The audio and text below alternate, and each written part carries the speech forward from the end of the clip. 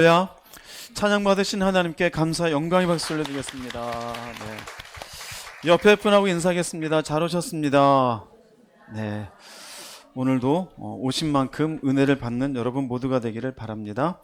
오늘 본문 말씀 보겠습니다. 히브리서 2장 1절에서 3절 말씀 합독하시겠습니다. 그러므로 우리는 들은 것에 더욱 유념함으로 우리가 흘러 떠내려가지 않도록 함이 마땅하니라.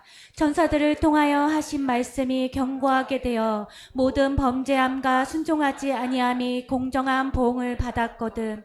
우리가 이같이 큰 구원을 등한히 여기면 어찌 그 보응을 피하리요. 오늘은 흘려 내려가지 말라라는 제목으로 함께 말씀을 나누고자 합니다. 히브리서는 참 성경에서 독특한 부분이 되는데요. 저자는 분명하지 않습니다.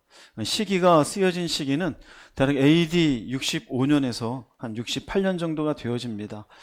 이 시기가 중요한 것은 네로 황자가 황제를 즉위할 때가 AD 54년입니다. 여러분 대략 역사를 아시겠지만 로마에 큰 화재가 나는 때가 AD 64년이에요. 화재로 인해서 네로를 향한 백성들의 원망과 불평이 쏟아지고 있을 때 그 원망을 돌리기 위해서 기독교인들이 이 로마에 불을 지른 것으로 만들고 그 기독교인들을 박해하기 시작합니다. 그것이 AD 64년이에요. 그 박해로 인해서 한참 그 핍박이 절정을 이루고 있을 때 바로 쓰여진 시기가 바로 이 시기에 쓰여진 것이 히브리서입니다. 그래서 히브리서는 박해로 많은 사람들이 믿음에서 흔들리고 있을 때예요. 그럴 때 그리스도가 누구인지 그 중요성을 상기시키기 위해서 쓰여진 서신입니다. 즉 여기 히브리서 말씀에는 예수를 믿으라는 것이 아니라 예수를 믿고 있는 당신들의 믿음이 흔들리고 있는 그 흔들림을 잡기 위해서 쓴 서신이라고 볼 수 있어요. 이 서신이 우리들에게 중요한 것은 이 시대 사는 우리들은 그때처럼 핍박은 받지 않아요. 교회를 간다고 누가 때리지도 않고 누가 총을 내밀고 우리를 죽이려고 하지도 않습니다. 그런데 희한하죠?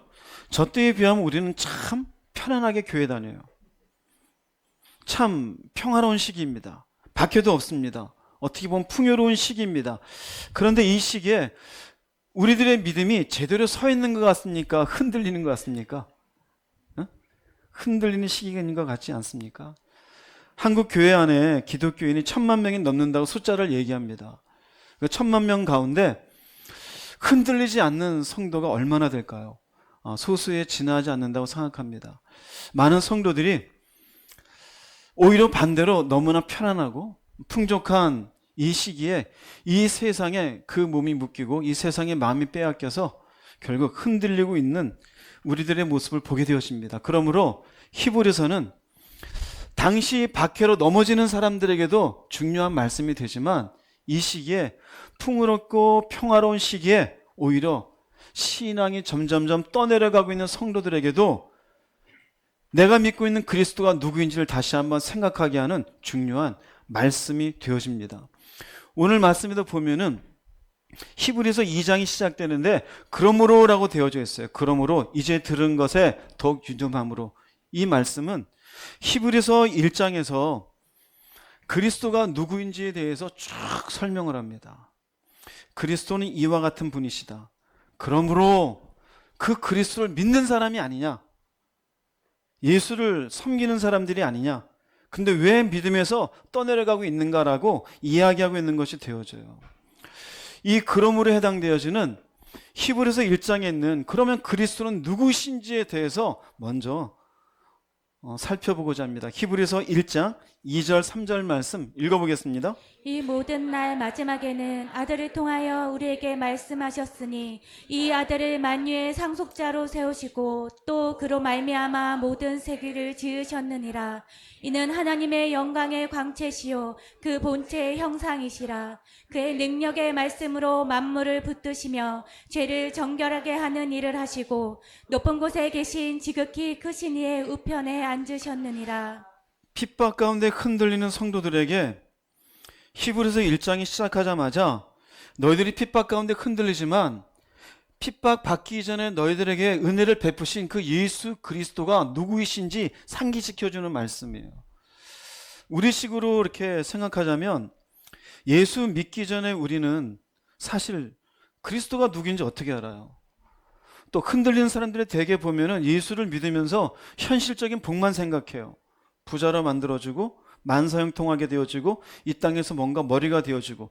그런데 보면은 사실은 되게 추상적인 얘기예요. 여러분들의 히브리서를 읽으면서 어렵게 생각하는 이유 중에 하나는 보세요. 여기 7가지가 나오거든요. 만유의 상속자, 세계를 지으셨고 영광의 광채이고 본체의 형상이고 만물을 붙드시고 죄를 정결케 하고 하나님 우편에 앉으시고. 나랑 아무 관계 없는 것 같아요.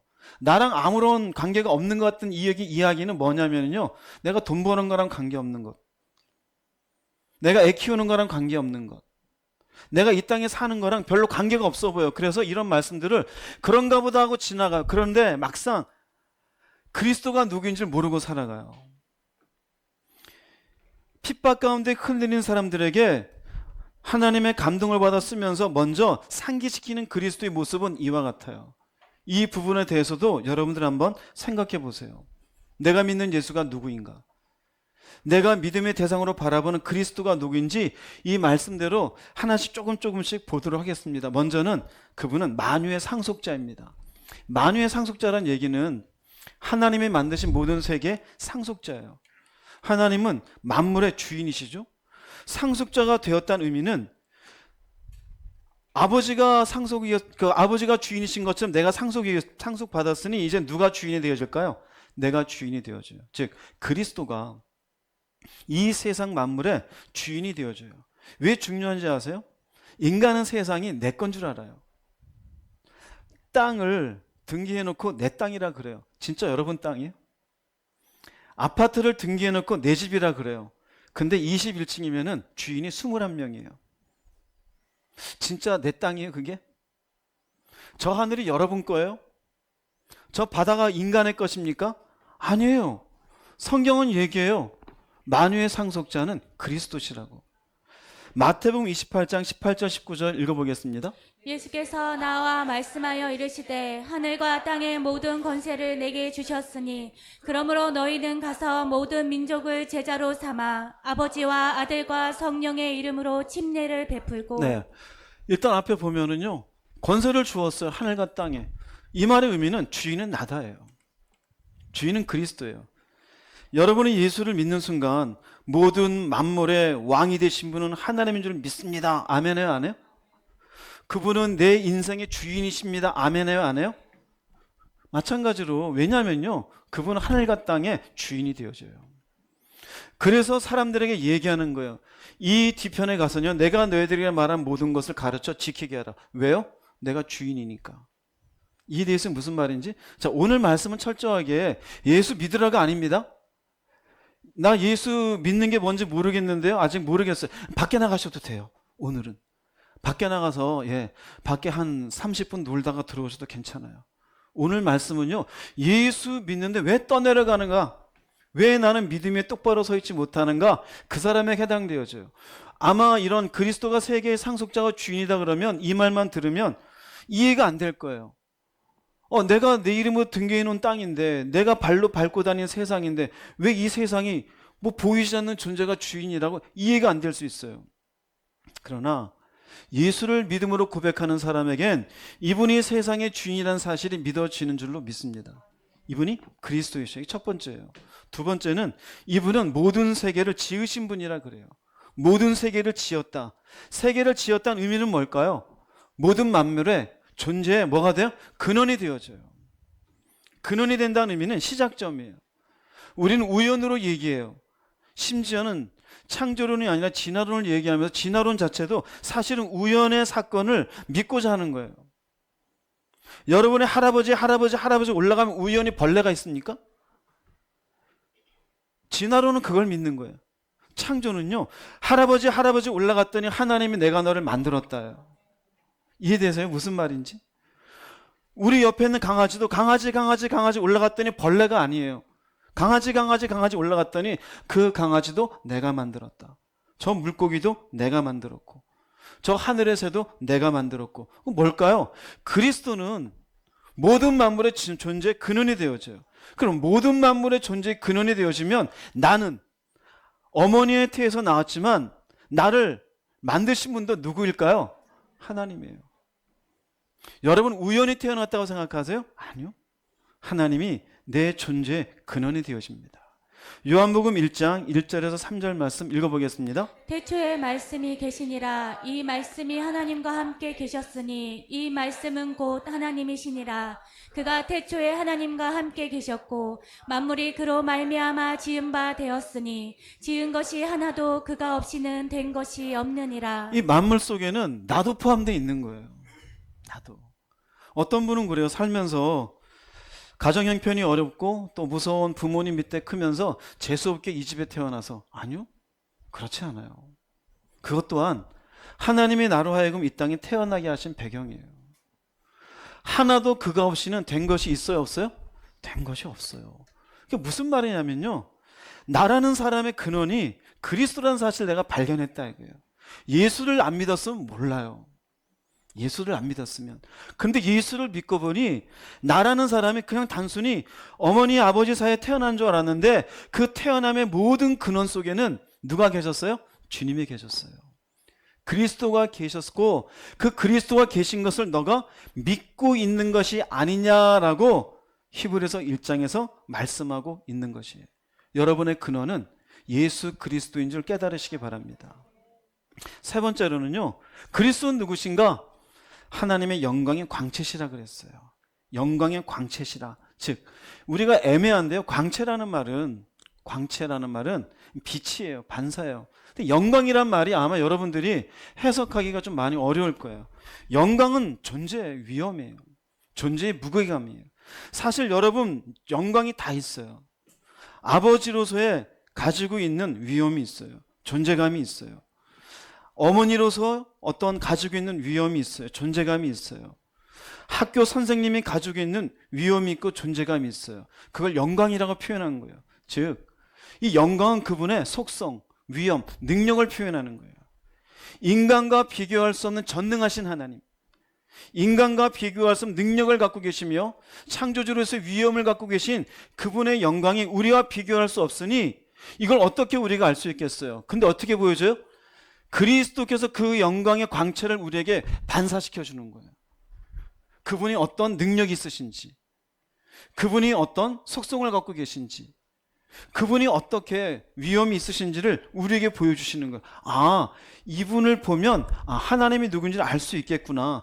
대표적으로 한 군데 볼게요. 마가복음 4장 39, 41절 읽어보겠습니다. 예수께서 깨어 바람을 꾸짖으시며 바다더러 이르시되 잠잠하라 고요하라 하시니 바람이 그치고 아주 잔잔하여지더라. 이에 제자들에게 이르시되 어찌하여 이렇게 무서워하느냐 너희가 어찌 믿음이 없느냐 하시니 그들이 심히 두려워하여 서로 말하되 그가 누구이기에 바람과 바다도 순종하는가 하였더라. 네, 바람과 바다가 어떻게 순종하는가? 말이 돼야 안 돼요? 어떻게 순종할까요? 하나님의 영광의 광채이시기 때문에. 하나님께서 말씀으로 창조하셨잖아요. 그리고 그리스도께서 말씀이시잖아요. 그러니 바람도 누가 만들었어요? 바다도 누가 만들었어요? 굉장히 어렵습니까? 대답 좀 해주세요. 네. 이 앞에는 예수님이 친히, 또 이 앞에는 제자들이 풍랑 가운데 어려움 속에 있을 때 그 풍랑 물 위를 걸어오셨어요. 이게 어떻게 가능해요? 뭘 보여주는 거예요? 영광의 광채를 보여주시는 거예요. 이것뿐입니까? 죽은 자를, 나사로를 살리셨어요. 여러분, 인간이 죽었는데 살릴 수 있는 존재가 어디 있어요? 없어요. 귀신 들렸는데 귀신이 나와라 그러면 귀신이 나와요. 벌벌벌 떨고. 인간 할 수 있어요, 없어요? 없어요. 병자가 있어요. 귀 먹었는데 귀를 고쳐줘요. 눈 멀었는데 침 발라서 붙였더니 나아져요. 중풍병자인데 일어나려니까 벌떡 일어나요. 이걸 뭘 보여주냐면요, 영광의 광채이시다. 영광이 뭐라 그랬어요? 그분의 위엄, 능력이에요. 하나님이 어떤 분이신지. 그러면 우리는 그리스도를 믿었어요. 그리스도를 믿으면서 그리스도의 영광의 광채를 경험 안 한 것 같아요? 믿으면서? 여러분에게 물어볼게요. 최소한 내가 예수 믿고 살아오면서 말도 안 되는 하나님의 일하심을 한 번 이상은 경험해 보신 분 아멘 해보세요. 이렇게 많잖아요. 병이 고침받았다든지, 그분께서 아니면은 이루어질 수는 없던 일들이 이루어졌다든지, 내가 해결할 수 없는 문제가 해결됐다든지, 뭔가 위급한 사고에서 큰 사고가 날 뻔했는데 그 사고에서 건져줬다든지, 죽을 뻔했는데 와 어떻게 살았는지 모르겠어 라고 할 정도로 하나님이 하신 일이다라고 고백할 만한 일들을 다 경험하게 돼 있어요. 그게 뭔지 아세요? 내가 한 게 아니에요. 영광의 광채예요. 할렐루야. 그럼 예수를 믿으면서 그분의 영광의 광채를 경험했어요, 안 했어요? 했어요. 핍박을 받고 있음에도 불구하고, 아니면 내가 예수 믿는다고 고민하고 엉터리 인생을 살고 있음에도 불구하고 하나님은 당신이 누구인지를 반사시켜 주셨어요. 그게 광채예요. 그 다음 네 번째로 말씀하는 것은 하나님의 본체의 형상이라 그래요. 본체의 형상이다. 본체의 형상이라는데, 본체라는 말은 히포스타시스인데 사물의 본질이에요. 가장 근원되는 시작점이에요. 근데 거기에 형상이라는 카타크테르는요, 같은 모양의 복제예요. 하나님이 우리 눈에 보여요, 안 보여요? 안 보여요. 예수님은 하나님의 복제예요. 하나님이 누구신지를 보여주는데, 영광의 광채가 다른 것은 이 보여주시는 모습을 통해서 외양이 어떠하신지, 그분의 인격이 어떠하신지를 보여주시는 거예요. 영광의 광채는 그분의 무게의 존재감으로 인한 능력이 나타나는 거예요. 그런데 여기에 본체의 형상은 그분의 형상대로 예수께서 어떤지가, 하나님이 어떤 형상인지를 알게 돼요. 인간도 누구의 형상대로 지음받았어요? 그래서 하나님도 눈이 있으시고 코도 있으시고 입도 있으셔요. 하나님을 혹시나 여러분들 그린다라면 내 얼굴 그리면 돼요. 그 얼굴 그리면서 눈 하나를 없애고 외눈으로 만들면 돼야 안 돼요? 왜요? 우리도 그분의 형상대로 지음받았으니까.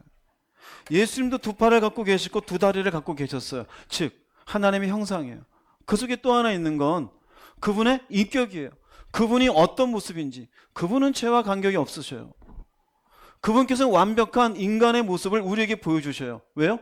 보이지 않는 하나님의 형상이시기 때문에. 그래서 예수님께서 친히 얘기하시기를 요한복음 14장 7절 말씀 읽어보겠습니다. 너희가 나를 알았더라면 내 아버지도 알았으리로다. 이제부터는 너희가 그를 알았고 또 보았느니라. 알았다라는 것은 경험한 것이에요. 그분이 누구인지. 이건 인격적인 경험이에요. 아, 이분이 이런 분이면 하나님도 이런 분이겠구나. 인격적으로. 그분이 어떤 성품이신지, 인간을 대하는 태도가 어떠한지, 사람들에게 뭔가 있었을 때 어떻게 사람들을 이렇게 다루시고 바라보시는지, 예수님을 바라보면 누구를 알 수 있는 거예요? 하나님을. 대표적으로 볼게요. 요한복음 8장 11절 말씀 읽어보겠습니다. 대답하되 주여 없나이다. 예수께서 이르시되 나도 너를 정죄하지 아니하노니 가서 다시는 죄를 범하지 말라 하시니라. 여러분 아시는 곳이에요? 가늠하는 현장에 붙들린 여인 보고 얘기하는 겁니다. 돌에 맞아 죽을 뻔했는데 사람들에게 얘기해서 다 떠나가게 합니다. 그리고 얘기해요. 나는 너를 정죄하지 않는다. 이게 뭘까요? 불쌍히 여기시는 거예요. 용서예요. 그럼 여러분들에게 물어볼게요. 용서를 경험했어요, 안 했어요? 예수 그리스도를 믿으면서 용서를 경험했잖아요.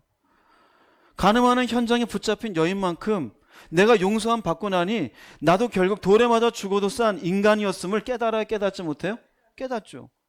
용서해 주죠. 우리에게 다시 뭐라 그래요? 죄 범하지 말라. 우리가 알게 되는 거야. 아, 내가 이런 끔찍한 죄 가운데 있는 인간일지라도 나를 불쌍히 여기시는구나. 마태복음 9장 36절 읽어보겠습니다. 무리를 보시고 불쌍히 여기시니 이는 그들이 목자 없는 양과 같이 고생하며 기진함이라. 네, 주님의 말씀을 듣기 위해 모인 무리들을 바라보면서 불쌍히 여기는 거예요. 불쌍히 여기는. 그럼 그분의 인격이 뭘까요? 그분의 형상을 바라보면서 아, 하나님은 우리를 불쌍히 여기시는구나. 죄 가운데 신음하는 이 인생들을 안타까워 하시는구나. 결국 나를 안타까워 하셔서 내가 내 마음껏 살 때 주님은 나를 불쌍히 여기시면서 내게 찾아오지 않았습니까?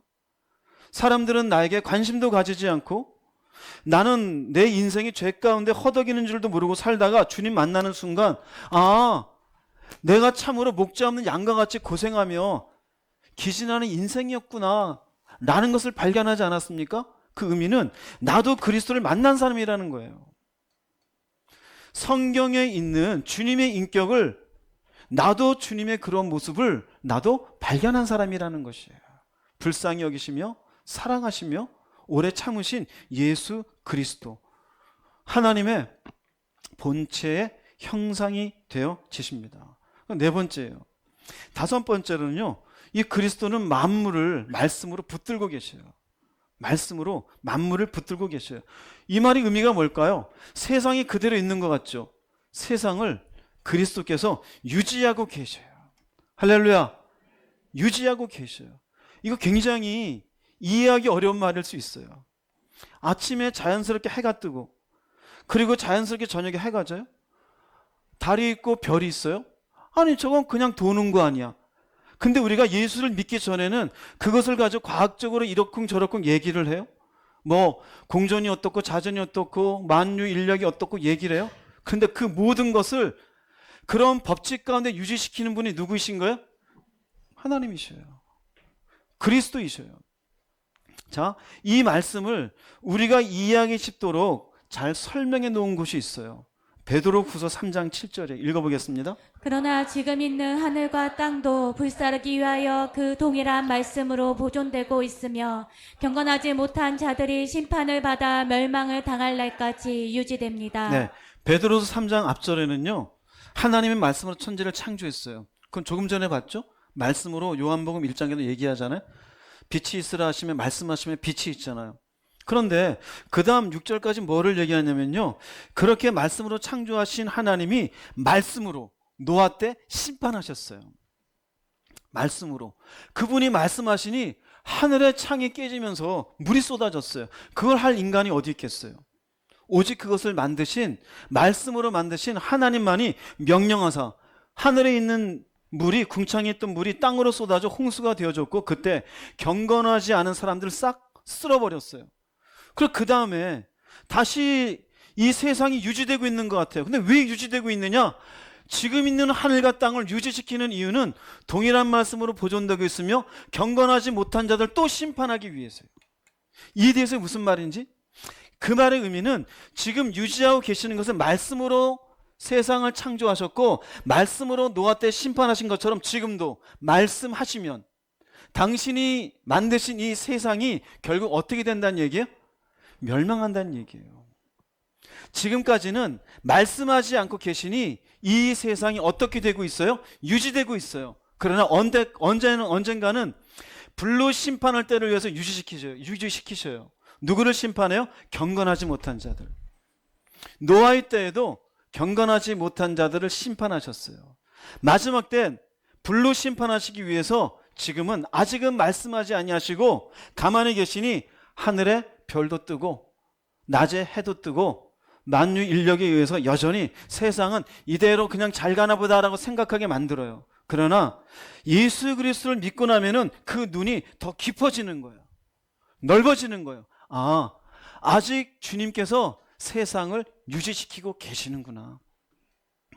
아직 말씀하지 않으셨기 때문에 해도 뜨고 달도 뜨고 또 오늘 내가 세상을 살아갈 수 있도록 하루가 또 진행되는구나. 이에 대해서 무슨 말인지 이게 믿어지면 아멘 하세요. 예수를 믿으면 그게 믿어지는 거예요. 세상을 유지시키는 건 저절로가 아니에요. 그 모든 유지시키는 뒤에는 주님께서 유지하고 계심을 믿으시기 바랍니다.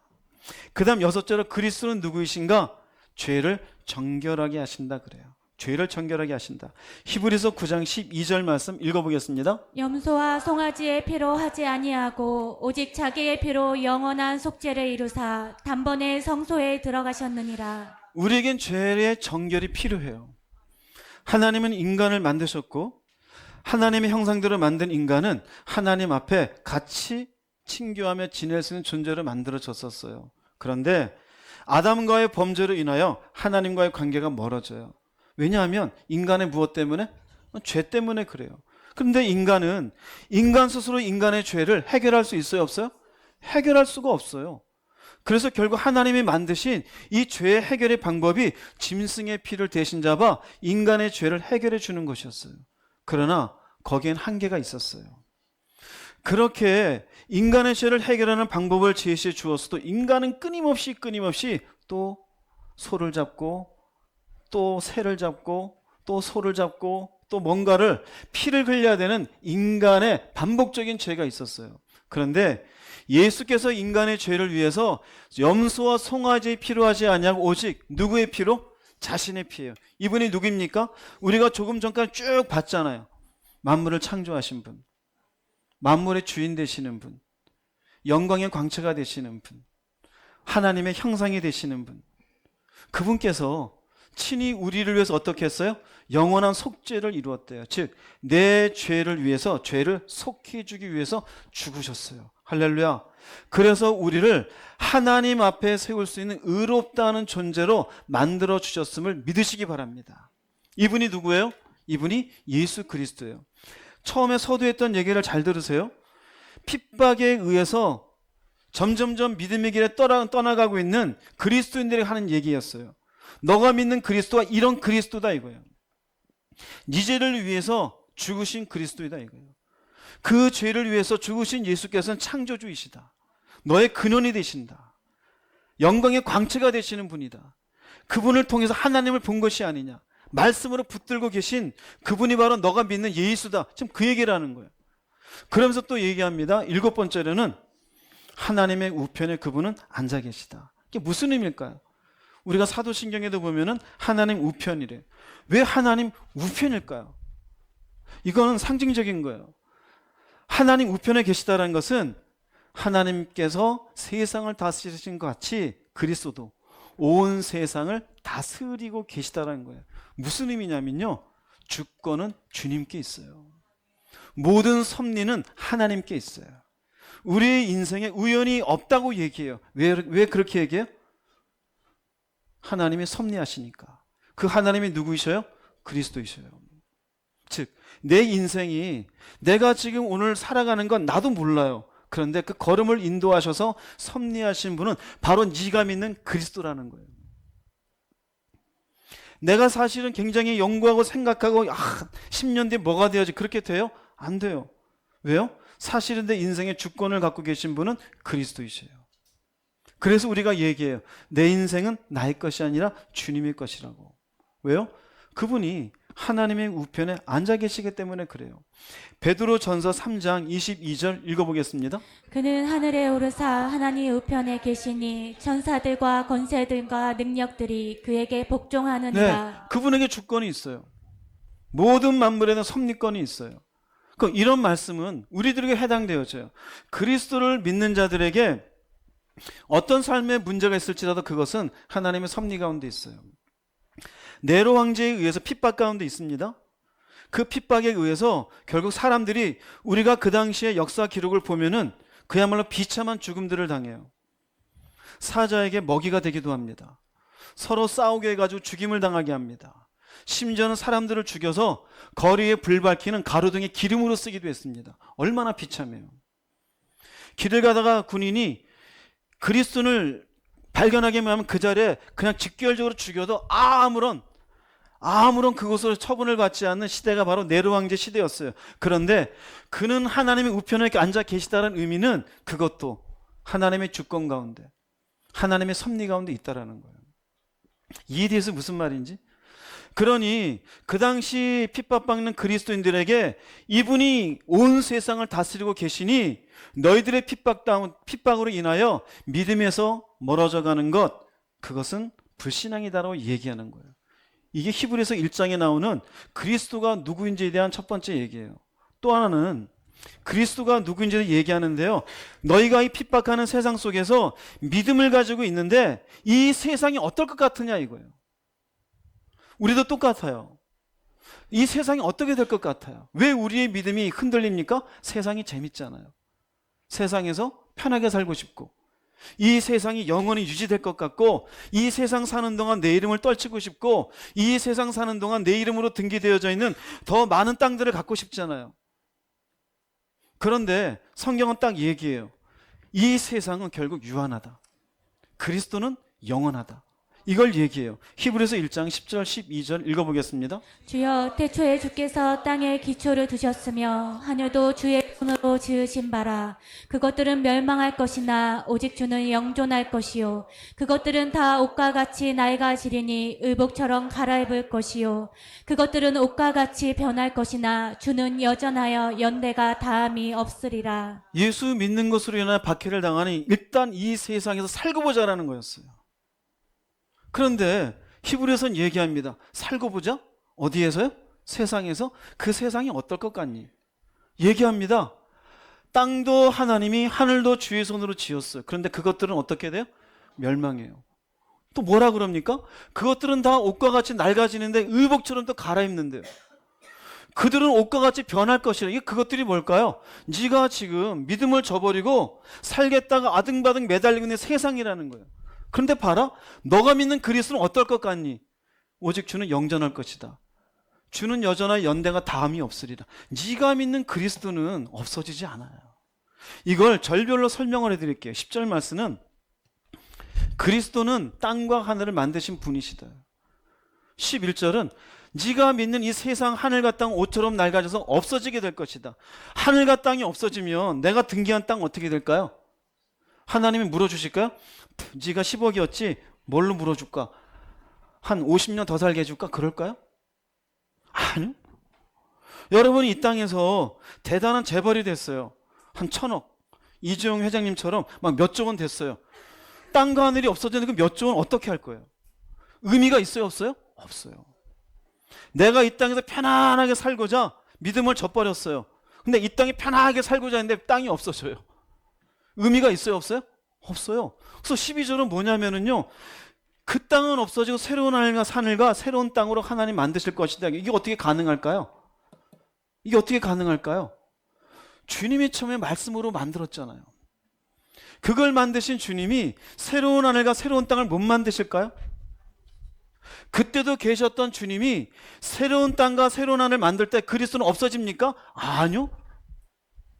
그때도 주님은 여전히 계셔요. 여전히 다스리셔요. 무슨 말이냐면요, 내가 믿음이 흔들리는 게 세상이잖아요. 근데 예수를 믿는데 예수 믿으니까 뭔가 문제가 있어요. 아유, 난 일단 편하게 살래. 그런데 이 편하게 사는 세상 없어진다라는 거예요.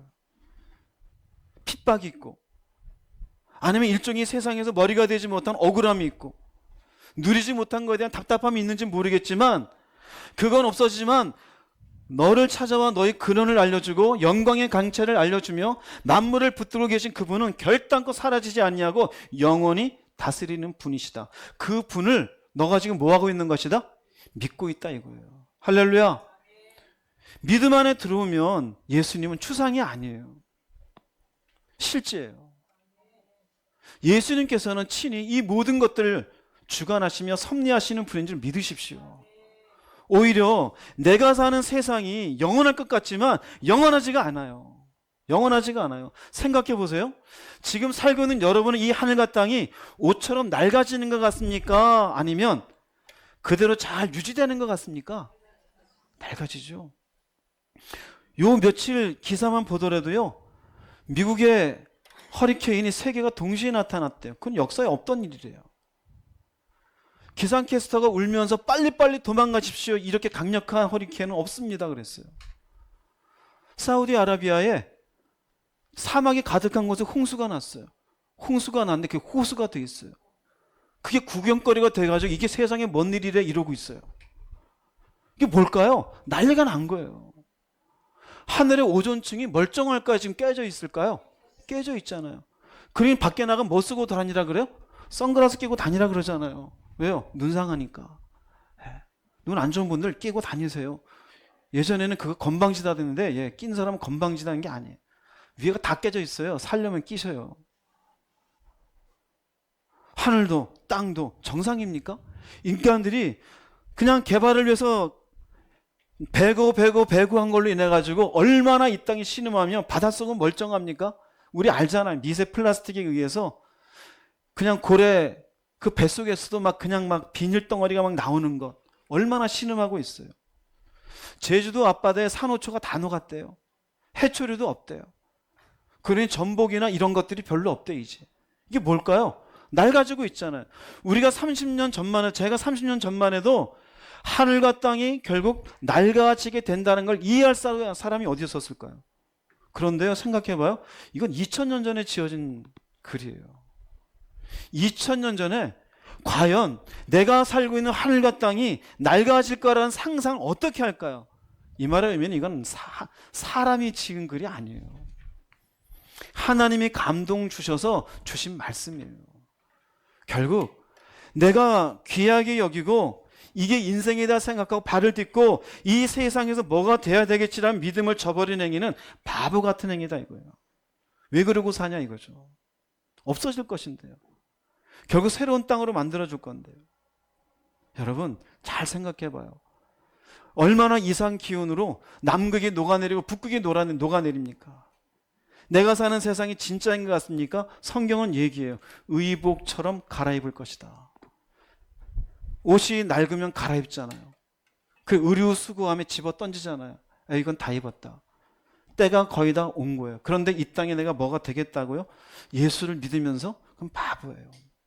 이사야서 51장 6절 말씀 읽어보겠습니다. 너희 눈을 들어 하늘을 바라보아라. 그리고 아래로 땅을 둘러보아라. 하늘이 연기처럼 사라지고 땅이 혼옷처럼 닳아 없어질 것이며 거기 사는 사람들은 파리처럼 죽을 것이다. 그러나 내 구원은 영원하며 내 은은 끝없이 이어질 것이다. 똑같이 얘기하죠. 없어져요.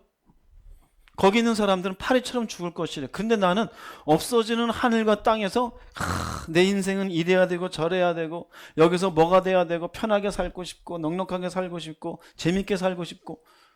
그런데 보세요. 내 구원은 영원하다. 여기 있는 사람들이 이걸 바라보는 사람이 어떻게 구원을 받을까요? 어떻게 구원받을까? 이미 성경은 얘기해요. 이 하늘과 땅은 낡아져서 없어질 것이라고. 계시록 21장 1절 2절 읽어보겠습니다. 내가 새 하늘과 새 땅을 보니 처음 하늘과 처음 땅이 없어졌고 바다도 다시 있지 않더라. 네. 지금 여러분들이 살고 있는 지금의 세상은 없어져요. 새 하늘과 새 땅이 나타나요.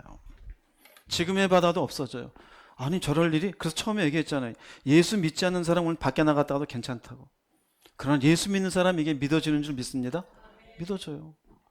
처음 하늘과 처음 땅이 없어져요. 바다도 없어져요. 그런데 세상에 붙잡혀 살겠다고요? 자, 정리합니다. 그리스도가 누구신지 히브리서 1장에서 크게 두 가지로 얘기했어요. 처음에는 7가지로 그분이 누군지, 그분의 광채, 그분의 형상, 그분의 창조성, 그분의 영원성을 얘기해요. 그리고 얘기합니다. 하나님 안에서 우리가 지금 귀하게 이 세상이라는 게 비록 나에게 핍박을 주고 편안하게 뭔가를 만들어주는 것 같지만 이건 없어지는 거라고. 그럼 무엇을 얘기하고 있는 거예요? 내가 믿는 이 믿음이라는 게 얼마나 귀한지를 알려주는 거예요. 인간이란 존재 자체가 그걸 어떻게 깨달을까요? 보이지 않는 대상들이잖아요. 믿음이 없으면 그리스도가 누군지를 이야기하는 건 전부 추상이에요. 상상에 그래서 만들어낸 것 같아요. 어떻게 이 땅이 의복을 갈아입는 것처럼 갈아입게 될 것이냐, 말도 안 되는 소리를 쓴 것 같아요. 그러나 믿음 안에 들어오고 나면은 그 모든 것들이 아멘이 되어지는 줄 깨달으시기 바랍니다. 우리는 그 예수를 믿는 자가 된 거예요. 그럼 세상과 달라요. 세상에 있는 세상 사람들은 이 그리스도를 모르니 그저 세상의 법칙대로 세상을 누리며 언제 끝날지도 모르지만 자신의 인생을 여기에 받고 살아요. 그런데 히브리서 기자는 얘기하는 거예요. 쓰면서. 근데 너희들은 그렇게 살면 안 된다는 거예요. 이게 히브리서 2장이에요. 그러면서 히브리서 2장은 사실 그리스도인에 대한 경고가 되어져요. 히브리서 2장 1절 말씀 다시 읽어보겠습니다. 그러므로 우리는 들은 것에 더욱 유념함으로 우리가 흘러 떠내려가지 않도록 함이 마땅하니라. 들은 것에 더욱 유념함으로. 모르는 게 아니다 이거예요. 예수를 믿잖아요. 세상이 핍박은 주어요. 그런데 그 세상이 영원하진 않아요. 그 유념하래요. 그 두 가지로 설명할 수 있어요. 하나는 말씀을 붙잡고 핍박이 있어도 어디 위에 굳게 서라? 믿음에 굳게 서라. 우리식으로 표현하면요, 말씀을 붙잡고 핍박은 없잖아요. 세상이 재밌고 넉넉해 보여도 믿음 위에 굳게 서라요. 우리가 흘러 떠내려가지 않도록 해라라는 것은 떠내려간다는 의미는요, 미끄러지는 거예요. 떠내려가 버려요. 근데 잘 보세요. 우리가 흘러 떠내려가지 않는 거예요. 그 말씀이 있어요. 말씀이 있는데 말씀을 내가 어떻게 못하냐? 못 잡는 거예요. 말씀이 나를 잡아주는 게 아니에요. 예를 들면은 여러분이 물에 빠졌어요. 살려주세요, 살려주세요. 누군가 튜브를 딱 던졌어요. 잡는 건 누가 잡아야 돼요? 내가 안 잡으면 바깥에 있는 사람이 잡아주게 할 수 있어요, 없어요? 똑같아요. 우리가 흘러 떠내려가지 않는 거예요. 많은 예수 믿는 사람들이 하나님 이 말씀이 내게 잘 좀 은혜로 나한테 이렇게 좀 하나님 역사해 주세요. 아니에요. 내가 안 잡는 거예요. 이해되세요? 무슨 말인지? 말씀이 나를 붙잡아 주는 게 아니라요. 내가 아는데 안 잡는 거예요. 들었잖아요. 들었는데 우리가 흘러 떠내려가지 않도록, 즉 말씀을 붙잡지 못하고 지나가 버리지 않게 하라 이거예요. 지나가 버리지 않게 하라. 아니 그런데 말씀이 그리스도께서 어떤 분이신지, 그분이 우리에게 남겨놓으신 말씀이 이렇게 귀한데 어떻게 이 말씀을 내가 안 붙잡고 그냥 지나가게 할까? 궁금하죠? 안 궁금합니까? 오늘 끝날까요? 궁금하죠? 예, 그래서 여러분들의 궁금증을 위해서 왜 말씀을 붙잡지 못할까를 알려드리겠습니다.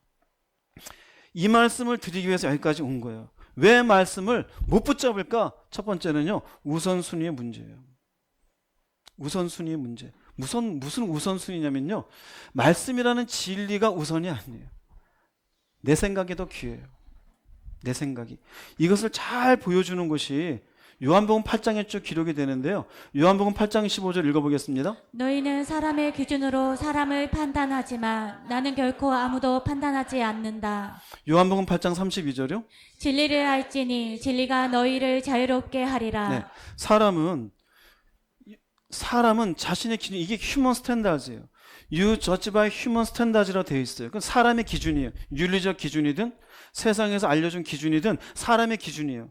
근데 주님은 뭐라고 말했냐면요, 나는 그런 기준으로 너희들을 얘기하지 않는다. 진리를 얘기한다는 거예요. 진리를 알면 진리는 자유롭게 한대요. 예를 들면 이거입니다. 모르는 게 아니에요. 진리를 알아요. 내가 갖고 있는 사람의 기준은 살다 보니까, 어려서 쭉 살다 보니까, 아, 사람은 돈이 있어야 대접을 받는구나. 돈 벌어야지. 그래서 돈을 벌기 위해서 악착같이 막 인생을 살아요. 예수를 믿었어요. 근데 주님이 하신 말씀이 돈을 사랑하지 말라. 돈을 사랑함이 일만하게 뿌리니라. 또 얘기해요. 있는 바를 족한 줄로 알라. 그럼 진리를 알아요, 몰라요? 지금? 알아요. 그럼 내가 갖고 있는 이전의 사람의 기준은 돈이 있어야 인간 대접받아요? 자, 두 가지가 뭐가 생겨요? 갈등이 생겨요. 여기에서 말씀을 붙잡으면, 아, 있는 바를 족한 줄로 여기면 내가 굳이 아등바등은 살 거 없잖아. 그럼 뭐가 생겨요? 자유가 생겨요. 아, 돈 때문에 그러고 살았는데, 그래, 이제는 내가 부한 데도 처할 줄 알고 낮은 데도 처할 줄 알아야지. 야, 내가 물질을 사라는 것 때문에 내 마음이 이렇게 힘들었었구나. 그 자유함을 누려요. 그런데 그렇지 못한 사람은 진리가 알려주는 물질을 사랑하지 말라? 있는 바를 족한 줄 알라. 근데 내 속에 뭐라 그러냐면요, 그래도 돈이 있어야 인간 대접 받지. 뭘까요? 자신의 생각을 진리보다 어떻게 해요? 귀하게 여겨요. 그럼 알면서도 어떻게 살까요? 다시 돈을 위해서 악착 같은 권사가 되고 악착 같은 집사가 되고 목사가 되는 거예요. 이해됩니까? 무슨 말인지? 이게 뭐가 돼요? 말씀을 붙잡지 못해요. 우선순위 문제. 이게 돈 문제뿐이겠습니까? 학력도 그렇잖아요. 우리가 보통 요새 막 의대 문제 막 나와요. 의대 뭐 증언이 어떻고, 전 뭐가 옳은지도 모르겠어요. 그건 싸우라 그러고요. 그런데 일반적으로 그렇잖아요. 스카이라고 서울대, 연대, 고대를 나오면 성공하고 행복하다. 그런데 아멘 하시면 안 되고요.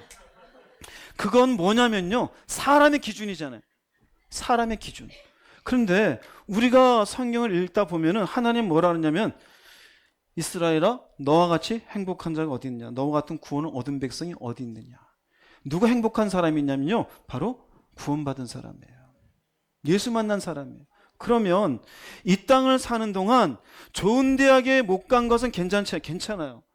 내가 진리 가운데 자유하는 것은 이제 내가 예수 믿고 하늘나라에 갈 수 있겠구나. 그러면은 내가 비록 대학을 못 갔어도 뭐가 생길까요? 자유함이 생겨요. 그런데 알아요. 그걸 아는데 결국 자기 생각이 뭐냐면, 그럼에도 불구하고 좋은 대학 가야지 라고 하면 어떻게 될까요? 말씀을 붙잡지 못해요. 그런 권사님 집사님들이 자기 자식을 초등학교 때부터 영어에다 수학에다, 요새는 수학을 초등학교 때 이미 고등학교 과정까지 무슨 뭐 가르친다 그러잖아요. 말도 안 되는 막 그 어려운 수학들을. 왜 그래요? 이미 초등학교 들어가기 전부터 영어 단어 못 외운다고 애를 때려요. 권사님이, 집사님이. 왜 그래요? 진리가 아니에요. 우리가 그럼 진리를 내가 자유함 됐으면 아들아, 딸아, 괜찮아. 네가 하고 싶은 공부가 있으면 공부하고 하기 싫으면 하지 마. 대신에 최소한 네가 학교에서 가르치는 것들은 잘 익히도록 해. 여러분, 사람마다 전부 다 1등 해야 됩니까? 재능이 다 달라요. 어떤 사람은 공부를 열심히 해서 그 공부를 통해 자신을 발현시키는 사람이 있고요. 어떤 사람은 운동을 잘하는 사람이 있고, 어떤 사람은 그림을 잘 그릴 수도 있고, 어떤 사람은 예능에 참 뛰어난 사람도 있을 수 있어요. 다 공부 잘해야 돼요? 이 땅 어때요? 전부 다 공부해야 되는데 왜 그럴까요? 사람의 기준이에요. 어디 들어가려고? 스카이 들어가려고. 그러나 진리를 알고 나면 못 가면 어때요? 대학을 못 가면 인생이 망가진 거예요? 초등학교만 나왔어도 인생 망가진 거예요? 아니요. 초등학교를 못 나왔어도 하나님 안에서 저 하늘을 꿈꾸는 자는 자유하게 되어져요. 서울대는 너나 가져라. 그 서울대 못 가도 나는 저 하늘나라에 갈 거다.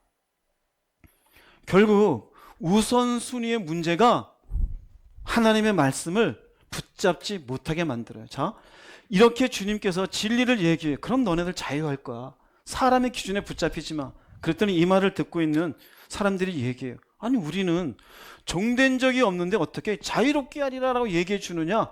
우리는 아브라함의 자손이다. 그랬더니 주님이 8장 37절에 이렇게 얘기합니다. 읽어보겠습니다. 나도 너희가 아브라함의 자손인 줄 아노라. 그러나 내 말이 너희 안에 있을 곳이 없으므로 나를 죽이려 하는도다. 안다 이거 못 알아들어요. 못 알아들어요. 왜 그럴까요? 우선순위가 주님의 말씀이 우선순위가 아니에요. 그렇게 자신의 생각이 진리보다 우선이 된 이들에게 영적으로 무슨 문제인지 얘기해줘요. 요한복음 8장 43, 44 읽어보겠습니다. 어찌하여 내 말을 깨닫지 못하느냐? 이는 내 말을 들을 줄 알지 못함이로다. 너희는 너희 아비 마귀에게서 났으니 너희 아비의 욕심대로 너희도 행하고자 하느니라. 네, 내 말을 못 알아듣는데 이유가 뭔지 알아요? 욕심대로 행한대요. 이건 누구를 닮은 거예요? 마귀를 닮은 거예요. 마귀가 그랬어요. 하나님의 보좌보다 더 높은 곳에 좌정하리라. 피조물인 주제에 하나님보다 높아지려고 해서 이게 욕심이에요. 이로 인해서 하나님의 질서가 어긋나게 되었어요. 마찬가지예요. 너희들의 욕심이 결국 인간의 기준이 내 삶에 중요하다 생각하는 그것이 우선순위의 문제로 인하여 말씀을 붙잡지 못해요. 떠내려가는 인생이 되어져요. 즉 자신의 욕심을 채우고자 하는 생각이 무엇을 붙잡지 못하게 만들어요? 진리를 붙잡지 못하게 만들어요. 첫 번째예요. 두 번째는 왜 우리가 말씀을 붙잡지 못하고 떠내려가는가? 두 번째는 선택의 문제예요. 선택의 문제. 무슨 선택이냐면요, 힘들고 불편한 것 대신에 편안한 것을 택하고 싶어요. 자, 봅시다. 마태복음 22장 37, 40절 읽어보겠습니다. 예수께서 이르시되 내 마음을 다하고 목숨을 다하고 뜻을 다하여 주 너의 하나님을 사랑하라 하셨으니 이것이 크고 첫째 되는 계명이요 줄 때도 그와 같으니 내 이웃을 내 자신과 같이 사랑하라 하셨으니 이 두 계명이 온 율법과 선지자의 강령이니라. 성경 66권을 요약하면 하나님을 사랑하라, 이웃을 네 자신같이 사랑하라요. 이 속에 다 포함이 되어져요. 그런데 그 앞에 전제를 보세요. 하나님을 사랑하는 방식에 있어서 마음을 다하고 목숨을 다하고 뜻을 다해요. 이웃을 사랑하는데 너 자신처럼 사랑하래요. 우리는 네 자신을 위해서 좋은 것도 먹고 멋진 옷도 사고 시간도 내어서 놀러도 가요. 남을 위해서 그렇게 해줄 수 있어요? 남을 위해서 좋은 옷 사주고 맛있는 거 사주고 시간을 내어주고 그 사람 얘기를 들어주고 이게 쉽습니까? 쉬운 게 아니에요. 뭐예요? 불편해요. 하나님을 잘 섬기는 거 불편해요. 쉬지 말고 기도하라 그랬어요. 노는 게 편하지 쉬지 않고 기도하는 게 편하겠어요? 내가 다른 사람 위해서 돈 쓰는 것보다 나를 위해서 쓰는 게 편하지 남 위해 쓰는 게 편하겠어요? 선택의 문제예요. 하나님의 말씀 언제든지 불편해요. 항상 감사하래요. 불편해요. 에이씨 하고 싶은데 감사하라 그랬지. 불편해요. 하나님께 뭔가를 내가 산다는 건 불편해요. 이웃을 위해 내가 뭐 움직이는 것 이건 불편해요. 그래서 뭐를 택해요? 편안한 것들을 택해요. 그러니 말씀을 붙잡지 못해요. 여러분이 말씀을 읽고 편안한 말씀 몇 개나 될 것 같아요? 제가 볼 땐 없어요. 없어요. 한 청년이 예수님께 나왔어요. 어떻게 하면은 영생을 얻을 수 있겠나이까? 자기 나름대로 십계명을 잘 지켰대요. 주님이 이런 말씀하셔요. 마태복음 19장 21절 22절 읽어보겠습니다. 예수께서 이르시되 내가 운전하고자 할진대 가서 내 소유를 팔아 가난한 자들에게 주라. 그리하면 하늘에서 보화가 내게 있으리라. 그리고 와서 나를 따르라 하시니 그 청년이 재물이 많음으로 이 말씀을 듣고 근심하며 가니라. 지금 영생을 얻고자 왔는데 하늘에서 보화가 내게 있으리. 영생 얻을 거야. 근데 전제가 있죠. 소유를 팔아라. 가난한 자들에게 주라. 지금 이게 불편합니까? 편합니까? 불편해요, 여러분. 여러분 말씀은 불편해요. 여러분 설교 들을 때 편합니까? 불편합니까? 불편한 게 정상이에요. 왠지 아세요? 그 불편함을 통해 내가 바뀌는 거예요. 하나님의 말씀은 항상 선택의 문제예요. 기도할까 말까, 말씀 볼까 말까, 거짓말할까 말까, 이 돈 쓸까 말까, 내 시간 내가 쓸까 아니면 저 사람과 같이 보낼까. 항상 선택의 문제예요. 말씀을 붙잡지 못하는 건 불편해서 그래요. 이 말씀에 편한 게 어디 있겠어요. 그런데 여기서 보세요. 재물이 많으니까 싫다 이거예요. 내가 왜 이걸 가난한 사람들에게 줘. 그럼 이 사람은 결국 말씀을 붙잡은 사람이에요? 못 붙잡은 사람이에요? 주님은 던졌잖아요. 구명 튜브를. 자, 잡아야 못 잡아요? 못 잡아요. 교회 안에도 그래요. 그래서 안 돼요. 아는 게 여러분 내가 믿음 간에 가는 게 아니에요. 반면에 누가복음 19장 8절 가볼게요. 읽어보겠습니다. 삭개오가 서서 주께 여짜오되 주여 보시옵소서 내 소유의 절반을 가난한 자들에게 주겠사오며 만일 누구의 것을 속여 빼앗은 일이 있으면 내 갑절이나 갚겠나이다. 이 사람 주님 만났어요. 근데 뭐라 그래요? 내 소유 절반을 가난한 자들에게 주겠대. 이게 누구의 선택이에요? 자신의 선택이에요. 내 갑절이나 갚겠대요. 이 사람은 여리고 지역의 세리장이에요. 뭐하러 그 지역의 세리장까지 됐을까요? 돈 많이 벌고 떵떵거리고 살고 싶어서. 그런데 주님 만나고 나서 어떻게 돼요? 선택해요. 주님의 말씀에. 누구한테 준대요? 가난한 자들에게. 조금 전에 부자였던 그 청년은 가난한 자들 주려니까 뭐라 그래요? 못하겠다는 거예요. 어떤 선택이었어요? 불편한 선택은 못하겠다는 거예요. 왜 말씀을 붙잡지 못하고 떠내려가는가? 미끄러지는가? 붙잡으면 되는데 이거 붙잡으면 불편해요. 내가 주님 위해서 시간 쓰는 거 싫어요. 내가 사람에게 시간 쓰는 거 싫어요. 에너지 쓰는 거 싫어요. 그냥 나 혼자 집에 가만히 있을래. 건들지 마세요. 예수 믿으면서 그렇게 가능합니까? 말씀은 언제든지 우리에게 불편함을 줘요. 너 집에서 좀 나와. 저 사람하고 연락 좀 해. 네 주머니 좀 털어. 커피 좀 사줘. 네가 밥값을 내고. 저 사람 옷이 없잖아. 옷 하나 네가 사줘. 불편해. 모른 척 할래요. 선택의 문제예요. 결국 이 사람은 영생을 얻었을까요? 못 얻었을까요? 이 사람은 없겠죠. 나중에 천국 가면 있을 겁니다. 왜 우리가 주의 말씀을 붙잡지 못하고 떠내려가는가? 힘들고 불편한 것 대신 편안한 쪽으로 택하기 때문에 그래요. 따라서 하십시오. 불편하게 삽시다. 불편하게 사세요. 아까울 때 내놓으세요. 밥값 내려 그럴 때 눈치 보지 마시고 지난번 내가 샀는데 깜짝깜짝 빨리 안 내놔.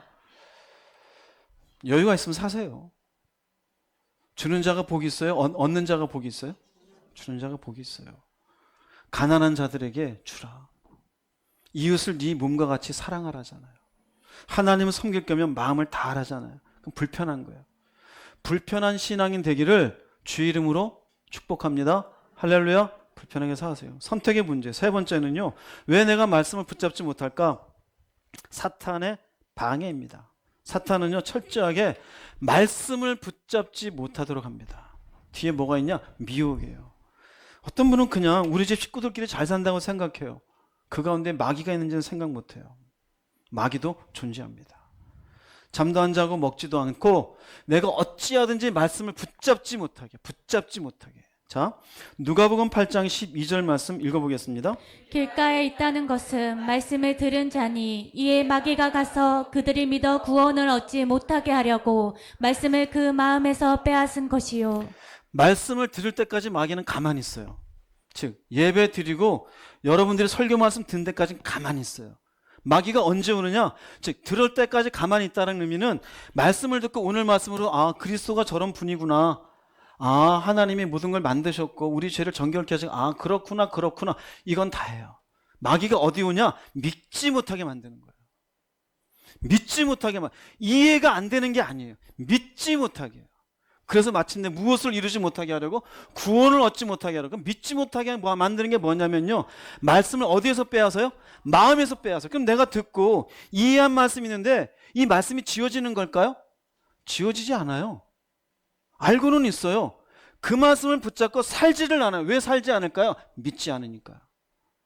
믿지 않으니까요. 마귀는 사람들이 말씀을 듣고 이해는 하게 만들어요. 근데 사람들이 착각해요. 이해하는 게 믿는다라고 착각해요. 아니요. 그건 믿음이 아니에요. 믿음은 믿음으로 사는 거예요. 믿음은 믿음으로 움직임이 있는 거예요. 믿음으로 살지 못하도록 미혹을 하게 되어져 있어요. 이 말의 의미는 믿음으로 살지 못한다는 의미는 내가 말씀은 이해하되 오늘 말씀도 있잖아. 말씀은 이해하되 결국 어떤 말이냐? 우선순위 그러면은 그래도 돈 있어야 살지. 그럼 물질을 사랑하지 말라는 말씀은 어떻게 될까요? 믿음으로 살지 못하고 무시당하게 되어져요. 말씀에 무시해요. 기도하라 말씀 무시당해요. 하나님 앞에 누군가 잘못했으면 용서하라. 용서하란 말씀이 무시가 되어져요. 분을 품는 것이 하나님 앞에 의를 이루지 못한다. 아 그래도 저 사람 나한테 화 좀 나야 돼. 혼 좀 나야 돼. 말씀이 무시되게 되어져요. 그 사이에 누가 일할까요? 마귀가 일을 해요. 그럼 무시당하는 말씀이 어떻게 될까요? 그것을 보여주는 것이 누가복음 8장 5절 말씀이에요. 읽어보겠습니다. 씨를 뿌리는 자가 그 씨를 뿌리러 나가서 뿌릴새 더러는 길가에 떨어짐에 밟히며 공중의 새들이 먹어버렸고. 네, 보세요. 길가에 떨어지면 어떻게 돼요? 누가 밟은 걸까요? 사람들이. 여러분들이 말씀을 듣고 이해했어요. 믿음으로 살지 않는 건 그 말씀을 어떻게 하는 거예요? 짓밟는 거예요. 그래서 흔히 하는 말이 뭐냐? 나도 알아요. 아는데 난 안 돼요. 사실은 어떻게 된 거예요? 사탄의 방해예요. 흔한 말이에요. 어떻게 그렇게 살아? 말씀대로. 진짜 그래요? 그럼 하나님이 살지 못하는 말씀 주신 거예요? 즉 하나님께서 우리에게 우리가 하지 못할 불가능한 것을 그렇게 살으라고 주신 걸까요? 그럼 하나님의 죄가 있으신 거네? 잘못된 거예요? 하나님께 뭔가 당신 책임이라고 돌려요. 아니 그분은 책임 없어요. 문제는 내가 그걸 밟은 거예요. 그럼 무엇이 밟은 걸까요? 무엇이? 따라서 하세요. 욕심. 욕심이에요. 욕심이에요. 이해는 하는데 믿음으로 안 살아요. 욕심이 그렇게 못 살게 만들어요. 야고보서 1장 14절 15절 말씀 읽어보겠습니다. 오직 각 사람이 시험을 받는 것은 자기 욕심에 끌려 미혹됨이니 욕심이 잉태한 즉 죄를 낳고 죄가 장성한 즉 사망을 낳느니라. 죄라는 것은 말씀에서 벗어나는 거잖아요. 근데 왜 벗어나요? 욕심에 끌려서 벗어나는 거예요. 이해는 해요. 이해는. 여러분 이해를 하는 것과 믿음으로 사는 것 같아야 달라요? 다릅니다. 하나님의 말씀은 이해를 요구하는 게 아니에요. 선포되는 말씀 앞에 살으라고 주는 말씀이에요. 근데 많은 사람들이 나도 알아요로 믿음이 있는 걸 착각해요. 아니에요. 자 오늘 보세요. 말씀을 붙잡지 못하고 떠내려가요. 구명투부를 주었어요. 떠내려가는 사람들 선택의 문제. 자기의 생각이 진리보다 우선이래요. 이것도 결국 무엇일까요? 욕심이에요. 욕심이에요. 선택의 문제. 내가 불편하고 어려운 것보다 편한 걸 선택해요. 이것도 뭘까요? 욕심이에요. 마귀가 중간에서 야, 그 말씀대로 안 살아도 돼. 어떻게 꼭 그렇게 용서 다 하고 사냐? 쓱 해요. 이것도 결국 무엇 때문에 무시당해요? 욕심이에요. 아담과 하와가 선악과를 먹으면 반드시 죽으리라는 말씀을 알았어요? 몰랐어요? 알았어요. 마귀가 와서 쓱 욕심을 자극해요. 그거 먹으면 너희가 하나님처럼 눈이 밝아질까 봐 그래. 그런데 안 죽어. 그래서 어떻게 해요? 먹어버려요. 뭘까요? 욕심이에요. 결국 왜 말씀을 붙잡지 못하느냐? 욕심 때문에 그렇습니다. 욕심 때문에. 말씀을 그래서 붙잡지 못하는 사람은요, 자기 욕망의 노예로 사는 사람이에요. 믿음이 아니에요. 그러나 말씀을 붙잡고 사는 사람은 자기 욕망을 다스리는 사람이에요. 누구든지 자기 기준들이 있어요. 그런데 진리 앞에 자기를 내려놔요. 불편해요, 나도. 내가 주님의 말씀대로 하나님을 섬기려다 보니까 내가 불편한 걸 택해야 돼요. 이웃을 사랑하려다 보니까 나도 힘들고 어렵지만 저 사람과 같이 시간을 내줘야 돼요. 근데 뭐 하는 걸까요? 욕망을 다스리는 거예요. 하나님의 말씀이 나한테 왔어요.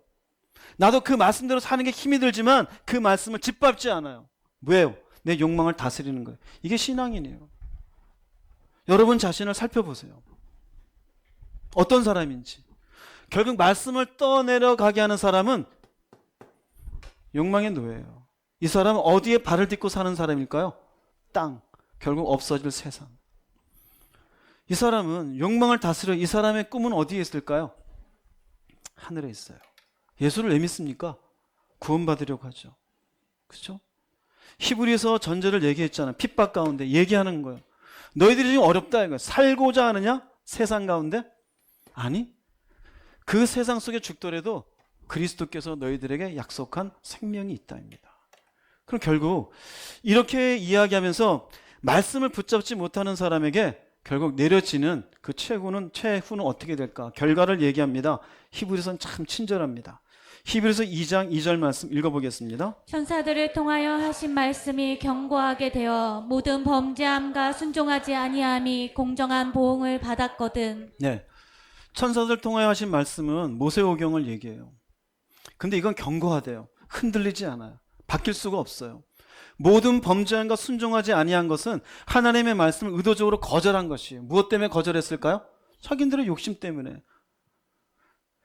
공정한 보응이라는 의미는요, 하나님 뜻을 거절한 것에 상하는 형벌을 얘기해요. 보응이란 말은 미스다 포도시아인데요, 이건 두 가지예요. 마땅히 받아야 될 보상이나 형벌이에요. 내가 일을 했으면 일한 것에 대한 급료를 받는 것, 이것도 보응이에요. 그런데 내가 뭔가 죄를 지었어요. 잘못했어요. 여기에 대한 형벌은 결국 이것도 보응이에요. 그럼 이스라엘 백성들 치면은요, 이들은 결국 의도적으로 거절해요. 가나안 땅으로 가라. 싫은데요. 먹을 게 없잖아요. 마실 게 없잖아요. 그게 전부 뭔 것 같아요? 욕심이에요. 가나안이라고 하는 하나님의 주신 약속을 보는 게 아니라 지금 오늘 사는 세상에 먹고 사는 문제에 매달려 있어요. 여러분들의 신앙이 왜 떠내려가는지 아십니까? 먹고 사는 문제, 결국 없어질 이 세상에 붙잡혀 있기 때문에 그래요. 그래서 자기 욕망의 노예가 되어져서 말씀을 붙잡지 못하는 인생이 되어져요. 말씀이 있음에도 불구하고 의도적으로 거절해요. 결국 이 하나님 앞에 공정한 보응이 무엇이었냐? 히브리서 3장 17절 말씀 읽어보겠습니다. 하나님이 40년 동안 누구에게 노하셨느냐? 그들의 시체가 광야에 엎드러진 범죄한 자들에게가 아니냐? 또 하나님이 누구에게 맹세하사 그의 안식에 들어오지 못하리라 하셨느냐? 곧 순종하지 아니하던 자들에게가 아니냐? 네, 의도적으로 불순종했던 그들은요, 결국 가나안 땅 못 들어갔어요. 누구한테요? 순종하지 아니하던 자들에게. 이게 뭘까요? 말씀을 붙잡지 못하고 욕망의 노예가 되어졌었던 사람들. 결국 이렇게 증명되는 거 아니냐? 그것도 보응이었다 이거예요. 하나님의 말씀을 붙잡지 못하고 그저 먹는 것, 입는 것, 마시는 것, 사는 것에 붙잡혔던, 그것으로 원망과 불평하여 말씀을 붙잡지 못한 그들은 결국 하나님의 진노로 가나안 땅 못 갔다 이거예요. 그러면서 히브리서 조금 전에 2장 2절 얘기했잖아요. 보응이 있었다. 히브리서 2장 3절에서 우리에게 주는 말 얘기예요. 읽어보겠습니다. 우리가 이같이 큰 구원을 등한히 여기면 어찌 그 보응을 피하리요. 네, 이제 구원이라는 얘기가 나와요. 구원이라는 얘기가 나오는 것은 그리스도를 통해서 우리에게 주어졌던 그 모든 것들은요, 결국 우리를 구원하기 위해서요. 큰 구원이라는 것은 그냥 용어로 크다는 것이지 측량할 수 없는 하나님의 구원의 은혜를 얘기하는 거예요. 구원이 밥 먹다가 먹는 반찬 같은 걸까요? 천만의 말씀이에요. 구원은 깊어요. 넓어요. 이 구원의 길을 열기 위해서 창조주가 인간의 모습으로 오신 거예요. 우리에게 믿음이라는 길을 열어주셨어요. 끊임없이 우리를 지켜보시면서 살리시기 위해서 지금도 애쓰시는 주님이신 줄 믿으시기 바랍니다. 이건 큰 구원이에요. 근데 이것을 등한히 여기는 건 모세를 통해 주신 말씀의 불순종에도 그에 상응하는 형벌이 있었는데, 그리스도를 통해 주시는 말씀을 붙잡지 아니하면 무엇을 피할 수 없다? 심판을 피할 수 없어요. 바보죠? 예수 믿는데. 바보잖아요. 예수 믿는데 결국 저 구원을 향해 가지 못하고 이 땅에서 먹고 사는 문제, 없어질 세상인데 얼마나 올라가려고요? 얼마나 많이 모으려고요? 한 10억 모으면 됩니까? 어느 정도 올라가야 돼요? 집을 한 10채는 있어야 되는 겁니까? 1000평의 땅은 있어야 되는 거예요? 결국 없어질 건데 어디가 목적이에요? 예수 믿으면서 여기가 목적이 되어야 되지 않을까요? 우리에게 그와 같은 큰 구원을 줬음에도 불구하고 말씀은 안 붙잡아요. 사람 붙잡고 돈 붙잡고 자기의 생각을 붙잡고 세상을 붙잡고 그럼 어떻게 되어져요? 보응이 있다 이거예요. 큰 구원을 등한히 한 것에 대한 보응은 심판입니다. 자, 살펴보세요. 정리를 하겠습니다. 오늘 말씀. 히브리서를 읽고 있는 사람들은 네로 황제 때 핍박으로 인해서 덜덜덜 떨고 있었어요. 빨리 내가 예수 믿는 걸 피하더라도 일단 살고 보자. 그런데 성경을 통해서 얘기합니다. 아니, 그러지 말라는 거예요. 우리가 이 땅에서 얼마나 오래 살고 잘 살고 중요한 게 아니라 그리스도가 누구인지를 생각하고 이 구원을 향해서 그 핍박의 시간을 지나가라는 거예요. 우리도 똑같아요. 이 땅을 살면서 세상에 화려한 게 있어요. 재미가 있고 편안한 게 있어요. 그걸 바라보면서 나도 누려야지, 나도 재밌게 살아야지, 나도 편안하게 살아야지. 그러다 보니 어느 순간인가 모양은 다르지만 말씀을 붙잡지 못해요. 믿음이 똑바로 살지를 못해요. 방향을 잃어버렸어요. 왜 예수를 믿었는데요? 세상에서 비록 덜 먹고 덜 가지고 세상과 같은 재미는 누리지 못할지라도 우리는 어디를 향해서 가야 돼요? 큰 구원을 향해서 가야 돼요. 말씀을 떠내려보낸 인생이 되지 않기를 주의 이름으로 축복합니다. 결론을 드리겠습니다. 다시 한번 오늘 본문의 말씀 히브리서 2장 1절 3절 읽어보겠습니다. 그러므로 우리는 들은 것에 더욱 유념함으로 우리가 흘러 떠내려가지 않도록 함이 마땅하니라. 전사들을 통하여 하신 말씀이 견고하게 되어 모든 범죄함과 순종하지 아니함이 공정한 보응을 받았거든. 우리가 이같이 큰 구원을 등한히 여기면 어찌 그 보응을 피하리요. 아멘. 따라서 하십시오. 흘러 떠내려가지 않도록 하라. 들었잖아요. 말씀은 내가 붙잡아야 되는 거지 말씀이 나를 붙잡지 않아요. 말씀 잘 붙잡으십시오. 그리스도가 누구이신지, 내가 믿는 예수가 누구인지 오늘 말씀 다시 한번 들어보세요. 그게 얼마나 신기하고 놀랍고 크고 우리에게 어마어마한 은혜인지. 그 은혜로 어디로 갈 겁니까? 없어질 세상 가운데 갈 겁니까? 영원히 남을 그리스도에게로 갈 겁니까? 그리스도의 품 안으로 기쁘게 가는 여러분 모두가 되기를 주님의 이름으로 축복합니다. 기도하시겠습니다.